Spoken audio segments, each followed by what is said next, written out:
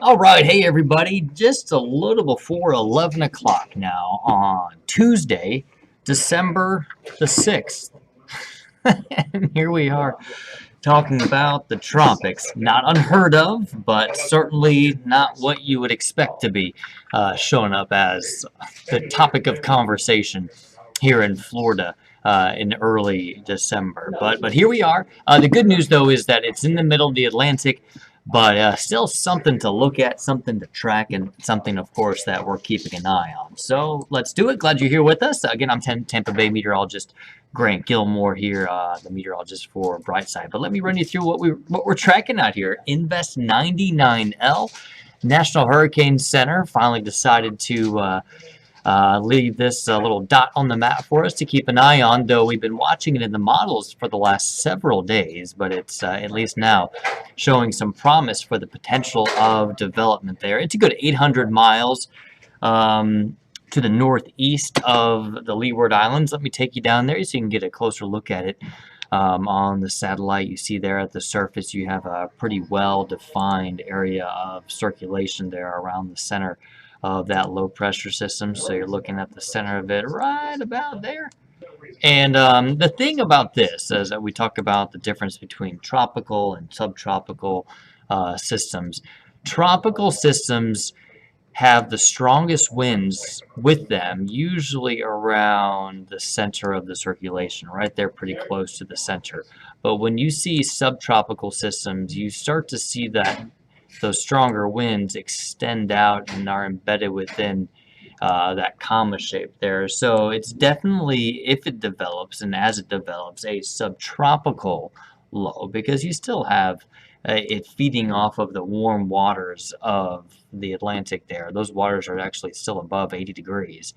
But you still have some of those subtropical characteristics, or at least characteristics that are a little bit more in line with a mid-latitude low pressure system, and then it just does have the characteristics of a tropical system as it fuels off of the warm waters there in the Atlantic. That being said, no real significant impacts expected from this otherwise, other than it just being a developing storm system out in the Atlantic Ocean. Shipping lanes are going to be impacted here, but aside from that, no impact to land. It's going to make some stronger surf there for Bermuda, as it sends some waves and some swells up to the north and west. But as it tracks generally to the north and east, we're looking at a 50% chance of it becoming a named system, or technically a subtropical storm. Back on this map here, you can see the winds with it are already at 40 miles per hour. So those are tropical storm force winds, and it's moving to the east at 9 miles per hour. But it'll continue to move generally to the east-northeast, 5 to 10 miles per hour. The latest forecast models have it doing a little loop, and then it just heads off into the northern Atlantic. Before I put the spaghetti models here on, you can really see how the water temperatures cool pretty quickly as you head to the north. So when you're looking at the areas there in, let me just turn on this here. Let me try this one. There we go. As you head to the north, and this is your line right here of basically 80-degree temperatures. And tropical systems really have a hard time developing with anything cooler than 80 degrees. So as you get up into the latitude that's there around like DC, it gets pretty cool pretty quickly. Here you see the Gulf Stream. Now, very warm waters coming out of the Gulf Stream off the coast of the Carolinas.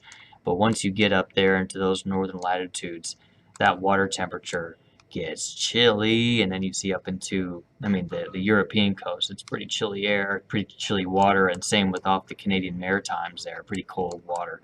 But here's the look at the forecast models for Invest 99L. It kind of does a little loop, and then it curves back to the south. We'll see how that develops. A high pressure system comes in from the north and keeps it from moving farther to the north, and then it just continues up to the north and east, and then it's pretty much absorbed into that upper level pattern at that point. So we'll see what happens with this one. It's something to keep an eye on. It may get a name. We'll see. Again, a 50-50 shot of that happening right now. If it does, the next name on the list is Owen. And it's worth noting, even though the hurricane season is over, hurricane season officially wrapped up at the end of November, if name systems develop, we'll still use that list for the 2020 or 2022 hurricane season. And then if anything develops in January, February, March, April, and so on, then it will use the list of names from the 2023 hurricane season. So we're still in 2022, so we use that list of names. And again, the next name on the list is Owen. So we'll see. We shall see. Just an interesting note. Going back to 1970, which is the satellite era, which is, aside from shipping lanes and, well, airplanes, there wasn't a good way to see if these tropical systems were developing in the Atlantic. So I like to use 1970 as a good baseline for just, when we see storms develop and if they've developed on record. And you go back to 1970, we've had 13 to 15, depending on, your record keeping there, of one developing prior to December or maybe bleeding into December. But you've got about 15 or so name systems that have been active or have developed in the month of December out there in the Atlantic. And I think it's interesting to note here, there's our Invest 99L. All of the systems, aside from like 2, have developed in the same general area as the system that is in the process of developing right now. So, I mean, talk about just kind of the climatological area for where these systems like to develop. If they do, they all generally develop within the same area. And when you're looking at where that's most likely, you're looking at an area of about 1,000 to 1,500 miles in the Atlantic Ocean that is that prime spot for that development and just kind of sweet spot. And really, you're talking about where the cold fronts settle in, where those low pressure systems sit, and then ultimately where's the warm water for those tropical and subtropical systems to feed off of. And that's basically it right there, just to the southeast of Bermuda, and then they track up to the northeast as they get picked up into the general upper level of flow. So just an interesting note right there, something that I found interesting. The last time that we had a subtropical system develop, or tropical system, that was back in 2013, and that was Olga. Ironically, the O name storm back in 2013. Meanwhile, back home, man, here across Tampa Bay, it's just perfect outside. A lot of sunshine, one cloud there in our Clearwater Beach camera. Really nice weather.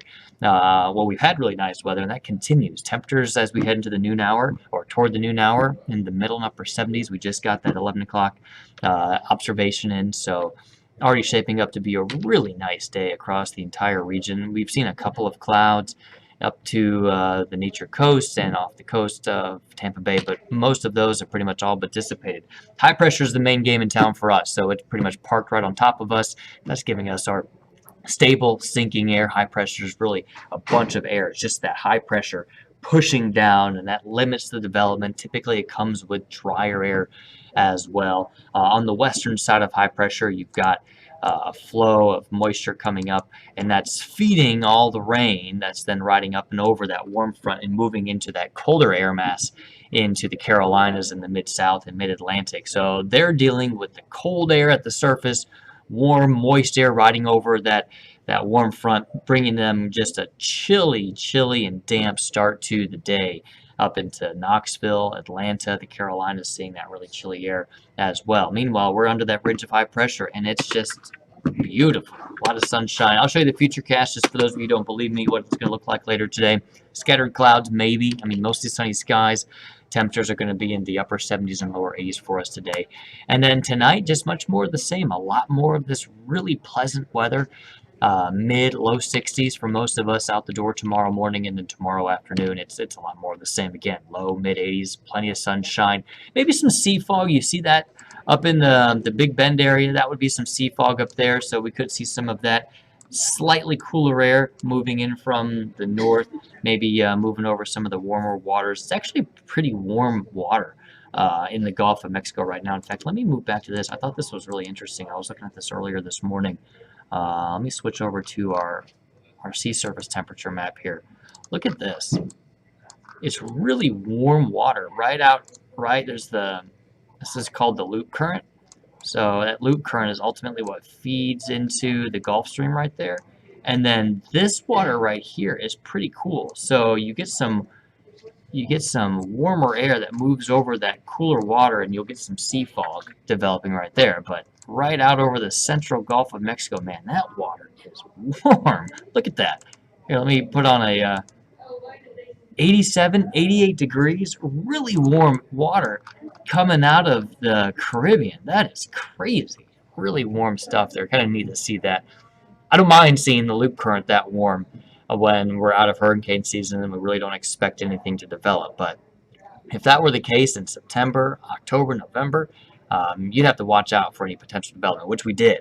But that loop current's really pushing far north up into the central Gulf of Mexico. Anyway, I just thought that was interesting. And then you have that relatively cooler water there up in the Big Bend area, and that's why they're seeing that fog. Relatively warm, moist air moves over that cooler water, and then that's going to condense and produce some of that sea fog. And that's something that we start to see here in Tampa Bay, more so as we get into mid to late winter when that water is still cool and we get some of the warm and moist air that moves up from the south. But our forecast is pretty much more the same. I mean, warm, sunny skies.